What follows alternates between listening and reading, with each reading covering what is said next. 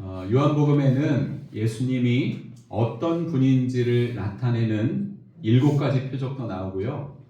예수님께서 직접적으로 자신을 소개하시는 그런 7가지 표현도 나옵니다. 이것을 헬라어로 하면 에고 에이미라고 하는데, 에고 에이미는 무슨 뜻이냐? 나는 무엇이다. 그리고 영어로 하면 I am이죠. 나는 누구누구이다, 무엇이다. 그런 뜻을 갖고 있습니다. 성경에 보면 요한복음에 이런 내용이 있죠. 나는 생명의 떡이다. 나는 세상의 빛이다. 나는 참 포도나무다. 이런 표현이 몇 가지가 나온다고요? 7가지가 나오는데 그 중에 오늘 본문에는 어떤 표현이냐? 나는 선한 목자라. 이런 예수님의 자기소개가 나옵니다. 오늘 말씀을 통해서 예수님이 왜 우리의 선한 목자인지를 생각하며 은혜 나누는 시간이 되었으면 좋겠습니다. 신앙생활하는 어떤 가정에서 주일이 되었는데 갑자기 40대 초반의 아들이 교회를 가기 싫다며 70대 되신 어머니와 함께 아침부터 실랑이를 벌였습니다. 도대체 왜 교회를 가기 싫으냐고 어머니가 40대 초반의 아들에게 물었습니다. 아들은 교회 가기 싫은 3가지 이유를 말했습니다. 첫 번째, 장로님의 대표 기도가 너무 길어서 교회 가기 싫다고. 두 번째, 기도도 연습도 제대로 안 하는 이 찬양대가 감동스러운 모습으로 가식적으로 찬양하는 모습이 보기 싫어서 교회가 가기 싫다고. 그리고 세 번째, 나도 일요일에는 가끔 늦잠도 자고 싶고 산에도 가고 싶다고. 그래서 교회를 가기 싫다는 말을 했습니다. 아들의 말을 들은 어머니는 딱하다는 표정으로 아들에게 말했습니다. 나도 너에게 교회를 꼭 가야 하는 3가지 이유를 말해주겠다. 첫째, 예배는 선택이 아닌 필수다. 두 번째, 교회는 사람 보고 가는 게 아니라 하나님 보고 가는 곳이다. 세 번째, 너는 담임 목사잖아. 여러분, 이런 목자를 만나면 곤란하겠죠? 성경에서 하나님과 우리와의 관계를 나타내는 대표적인 표현 중 하나는 목자와 양의 관계입니다. 특히 목자라고 하는 이 말은 구약에서 여호와께 적용된 개념인데, 다윗은 여호와를 향해서 나의 목자라고 했죠. 시편 23편에 보면 여호와는 나의 목자시니 내가 부족함이 없으리로다. 이렇게 하나님을 향해서 다윗은 나의 목자라는 호칭을 불렀습니다. 목자는 양을 보호하고 인도하는 역할을 하는데, 예수님은 자신을 가리켜서 오늘 본문에 선한 목자다 이렇게 말씀을 하셨습니다. 선한이라고 하는 이 말은 헬라어로 칼로스라고 하는 단어인데, 존경을 받을 만한, 그리고 모든 면에서 흠이 없는 그런 뜻을 갖고 있습니다. 그렇다면 선한 목자 예수님은 어떤 분이십니까? 선한 목자 예수님은 양을 위해 목숨을 버리는 분입니다. 오늘 본문의 11절에서 예수님은 선한 목자는 양들을 위해서 목숨을 버린다고 말씀하셨습니다. 그 다음에 15절 뒷부분에서도 예수님은 나는 양을 위하여 목숨을 버린다 이렇게 말씀하셨습니다. 그러면서 예수님은 선한 목자와 삭군을 서로 비교하십니다. 자, 12절에 보니까 어떤 내용이 있죠? 삭군은 이리가 오는 것을 보면 양을 버리고 달아난다고 했습니다. 그런데 여기서 우리는 그 당시에 삭군의 위치와 역할에 대해서 좀 살펴볼 필요가 있습니다. 당시 유대 사회에서 가축은 가장 중요한 재산이었습니다. 보통 주인이나 그 가족이 양을 이렇게 치게 되는데, 양의 수가 너무 많거나 주인이 이 양을 돌보는 일을 다 감당할 수 없는 바쁠 때에는 일당을 주고 사람을 고용하게 됐는데, 그 사람이 바로 삭군이었습니다. 삭군은 양의 주인이 아니기 때문에 양들과 정서적인 유대감도 별로 없었고요. 정해진 시간에 삭슬 받고 그저 자기 역할을 수행할 뿐이었습니다. 그러다가 만약에 이리 같은 짐승이 나타난다면 자기 생명을 지키기 위해 양을 버리고 도망가는 것이 사회적 통념상 불법은 아니었습니다. 유대교의 전승문헌인 미시나라고 하는 책에 보면 이리 한 마리가 공격을 할 때 사꾼은 맞서 싸워야 하지만 두 마리 이상이면 피할 수 없는 그 사고로 간주를 해서 그 사꾼에게 책임을 묻지 않도록 되어 있었습니다. 그러니까 당시 사꾼을 무조건 사악한 자로 취급하는 것은 맞지 않습니다. 자신의 맡은 역할의 범위 안에서 충실하고 거기에 맞는 삭스를 받는다면 아무 문제 없습니다. 하지만 사꾼과 선한 목자의 결정적인 차이는 양을 대하는 태도에 있습니다. 사꾼은 위험이 오면 양을 버리고 도망가지만 선한 목자는 절대 양을 버리고 도망가지 않고 그 양을 지키기 위해 목숨까지 버립니다. 사꾼은 의무적인 충실함이라고 할 수 있다면 선한 목자는 자발적이고 희생적인 사랑이라고 할 수 있습니다. 주석가 레온 모리스는 이렇게 말합니다. 선한 목자의 사랑은 보호의 수준이 아니라 자기 희생의 수준이다. 성경에는 예수님과 닮은 목자가 있는데 다윗입니다. 다윗은 예수님을 예표하는 인물로 성경학자들이 공통적으로 이야기를 하는데 성경에 보면 다윗이 자기가 돌보는, 자기가 사랑하는 그 양을 지키기 위해서 맹수들과 목숨 걸고 싸웠다는 사실을 알 수 있습니다. 우리 다 함께 사무엘상 17장 34절과 35절 말씀을 같이 읽어보겠습니다. 시작. 다윗이 사울에게 말하되 주의 종이 아버지의 양을 지킬 때에 사자나 곰이 와서 양떼에서 새끼를 물어가면 내가 따라가서 그것을 치고 그 입에서 새끼를 건져내었고 그것이 일어나 나를 해하고자 하면 내가 그 수염을 잡고 그것을 쳐 죽였나이다. 이처럼 다윗은 자기 양을 위해서 목숨 걸고 맹수와 싸웠던 선한 목자였습니다. 그러면 예수님은 어떻게 우리의 선한 목자가 되셨습니까? 우리를 살리기 위해 십자가에서 죽으심으로 자기 목숨을 버리심으로 우리의 선한 목자가 되셨습니다. 여러분 미국의 9.11 테러 사건을 기억하시죠? 몇 년도에 일어났죠? 2001년도 9월 11일. 그래서 9.11 테러라고 하거든요. 2001년 9월 11일 미국 뉴욕에 쌍둥이 세계무역센터 빌딩과 그 다음에 워싱턴에 있는 국방부 건물인 펜타곤에서 벌어진 항공기 자살 테러 사건. 이게 바로 9.11 사건입니다. 그런데 그 당시에 여러 가지 그 입에 담을 수 없는 수많은 이 비극적인 사건들이 일어났지만 그 당시에 이런 일이 있었습니다.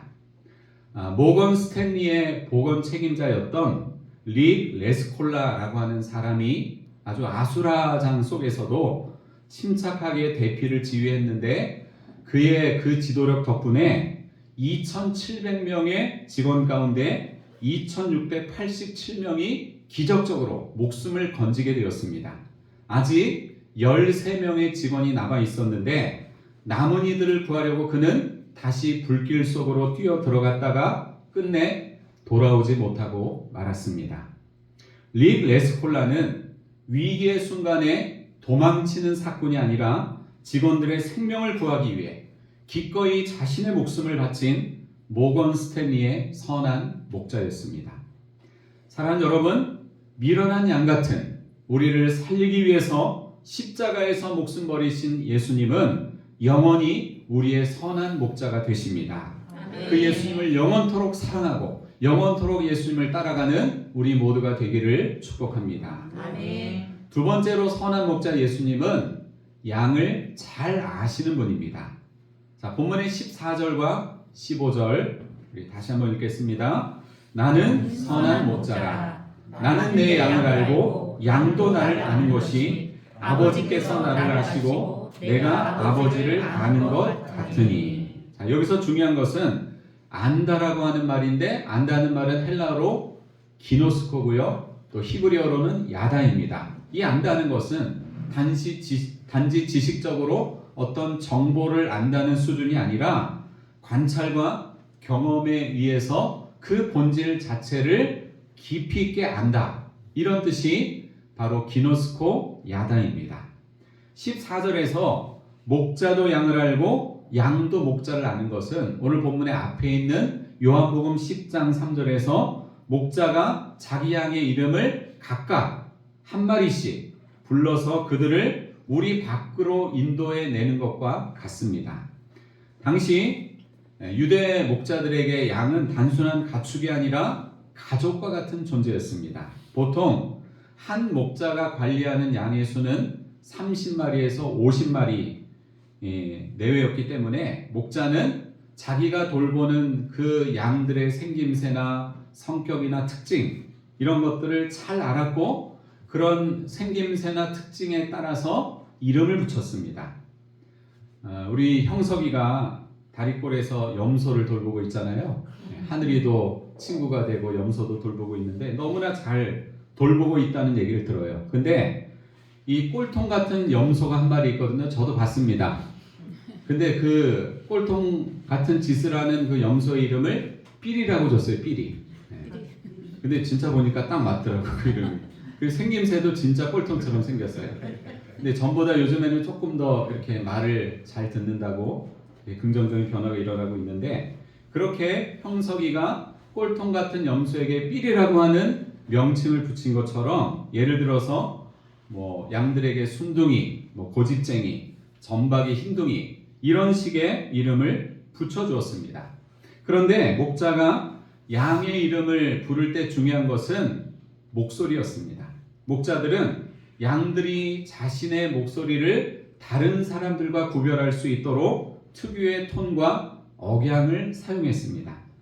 양은 시력이 안 좋다는 거 아시죠? 시력은 안 좋지만 아주 청력은 예민해서 목자가 이름을 부르면 양은 그 소리의 파동과 억양을 기억해서 주인을 잘 알아봅니다.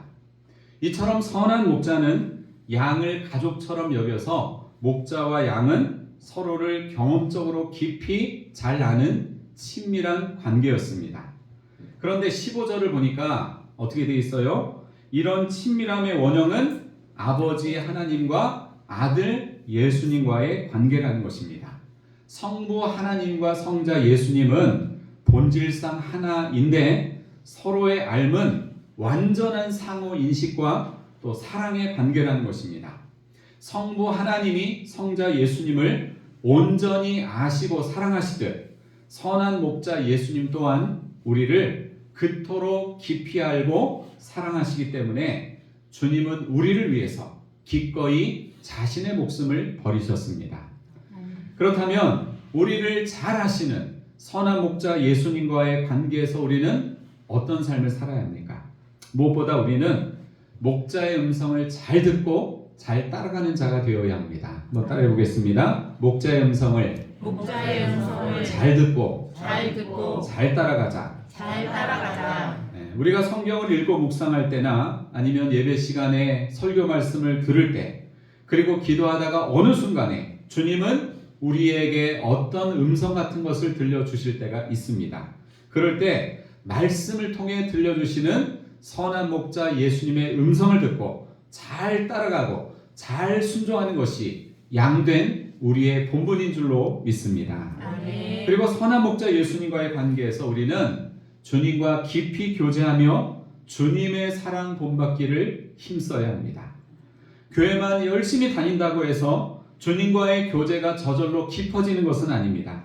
일상에서 주님과의 개인적인 교제를 계속해서 이어가야 하고요. 매일의 삶 속에서 하나님을 의식하며 사는 것이 중요합니다. 그리고 나를 위해서 십자가에서 목숨 버리신 주님의 사랑을 다른 이웃들에게 실천하며 사는 것이 중요합니다. 사랑하는 여러분, 선한 목자 예수님은 양을 잘 아시는 분입니다. 여러분에게도 날마다 주님을 더 깊고 더 친밀하게 알아가는 은혜가 있으시기를 축복합니다. 아멘. 마지막으로 선한 목자 예수님은 이방인들까지도 한 무리 안으로 모으시는 목자이십니다. 자, 본문에 16절을 마지막으로 읽겠습니다. 16절 말씀 시작. 또 이 우리의 들지 아니한 다른 양들이 내게 있어 내가 인도하여야 할 터이니 그들도 내 음성을 듣고 한 무리가 되어 한 목자에게 있으리라. 아멘. 여기서 이 우리의 들지 아니한 다른 양들은 유대인들이 아닌 이방인들을 말하는데, 예수님은 그 이방인들도 우리 안으로 인도하는 것이 자신의 사명임을 말씀하고 있습니다. 당시 유대인들은 선민의식에 빠져서 혈통적인 유대인들만 구원받는다고 생각했습니다. 하지만 그것은 대단한 착각이요 편견이었습니다. 예수님은 유대인만이 아니라 이방인의 목자이시고 온 세상의 구주로 이 땅에 오셨습니다. 결국 이 16절의 말씀은 예수님께서 교회를 통해서 이방 세계를 선교할 것을 암시하신 그런 말씀입니다. 예수님은 사역 초기부터 이방 세계의 사람들도 복음을 듣고 천국 시민으로 합류하게 될 것을 말씀하셨습니다. 구약 성경을 보면 구약 시대 수많은 선지자들도 메시아가 이스라엘뿐만 아니라 온 세계 열방을 향해서 생명의 빛을 비추는 은혜를 베풀 것이라고 예언을 했습니다. 그리고 여러분, 예수님이 복음서에 보면 하늘로 승천해 가시면서 주신 최후 명령이 뭡니까? 너희는 모든 민족을 제자로 삼으라. 만민에게 복음을 전파해라. 땅끝까지 이르러 주님의 증인이 되라는 마지막 분부의 명령을 하셨습니다. 그러므로 오늘날 교회들에게 주신 사명은 자명합니다. 예수님께서 생전에 유대인과 이방인의 구분 없이 선한 목자로서 사람들을 구원의 길로 인도하셨듯이 오늘날 교회들도 세상을 향해 예수님이 보이셨던 목자의 역할을 감당해야만 합니다. 십자가에서 자기 목숨을 버리신 예수님처럼 우리도 자기를 희생하는 사랑으로 생명의 복음을 들고 사람들을 섬기며 그들을 주님께로 인도하는 목자의 역할을 감당해야 할 줄로 믿습니다. 스코틀랜드의 목축 문화 연구 자료에 기록되어 있는 어떤 목자 이야기가 있습니다. 한 목자가 겨울 눈보라 속에서 양떼를 몰고 돌아오다가 양 한 마리가 무리를 이탈해서 눈 속에서 길을 잃은 것을 발견했습니다. 함께 있던 동료 목자들은 말했습니다. 이런 추운 날씨에 한 마리 양 때문에 돌아가는 것은 위험합니다. 가면 안 됩니다. 이렇게 말했습니다. 하지만 이 목자는 위험에 처한 이 양 한 마리를 구하기 위해서 눈보라 속으로 들어갔습니다. 눈보라는 더욱 거세졌고 그리고 바람은 더욱 매서워졌습니다. 그러다가 다음날 아침이 되었습니다. 동료들은 어제 길 잃은 양이 헤매던 곳을 더듬어 찾아갔습니다. 그곳에서 동료 목자를 발견했는데 그는 안타깝게도 죽어 있었고 목자의 품 안에 있던 어린 양은 살아 있었습니다. 목자는 자신의 겉옷으로 그 양을 감싸고 체온으로 살리려다 자신은 얼어 죽은 것입니다. 사랑하는 여러분, 선한 목자 예수님이 나 같은 죄인을 구원하기 위해서 십자가에서 목숨 버리신 그 사실을 믿으십니까? 네. 예수님은 양을 위해 목숨을 버리는 선한 목자요, 누구보다도 양을 잘 아시는 선한 목자이십니다. 또한 이방인들까지도 한 무리 안으로 모으시는 온 세상의 구주요 선한 목자이십니다. 선한 목자 예수님을 영원히 사랑하고 그분의 말씀 따라서 영원한 생명의 길을 걸어가는 여러분이 되시기를 주님의 이름으로 축원합니다. 네. 기도하시겠습니다.